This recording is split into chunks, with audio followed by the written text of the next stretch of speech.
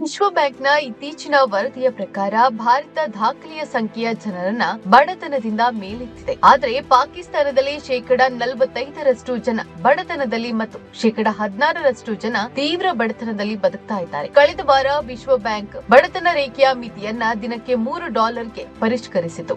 ಏಪ್ರಿಲ್ನ ವರದಿಯಲ್ಲಿ 2024-25ರಲ್ಲಿ ಪಾಕಿಸ್ತಾನದಲ್ಲಿ 19 ಲಕ್ಷ ಜನರು ಹೊಸದಾಗಿ ಬಡತನಕ್ಕೆ ಜಾರಿದ್ದಾರೆ ಎಂದು ತಿಳಿಸಲಾಗಿತ್ತು.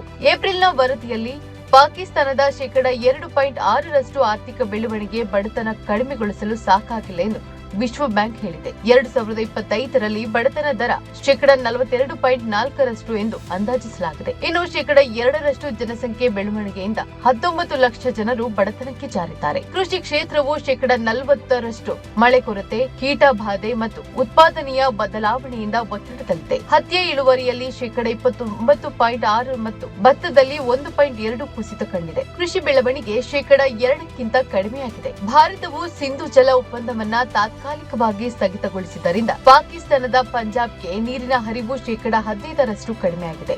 ಇದರಿಂದ ಕೃಷಿ ಇಳುವರಿಗೆ ಒತ್ತಡ ಉಂಟಾಗಿದೆ. ಗ್ರಾಮೀಣ ಪ್ರದೇಶದಲ್ಲಿ 0.2% ಬಡತನ ಏರಿಕೆಯಾಗಲಿದ್ದು, ಕೃಷಿ ಕಾರ್ಮಿಕರ ನೈಜ ಆದಾಯ 0.7% ಕಡಿಮೆಯಾಗಲಿದೆ. ಸುಮಾರು 1 ಕೋಟಿ ಜನರು ತೀವ್ರ ಆಹಾರ ಅಭದ್ರತೆಯಿಂದ ಸಂಕಷ್ಟದಲ್ಲಿದ್ದಾರೆ.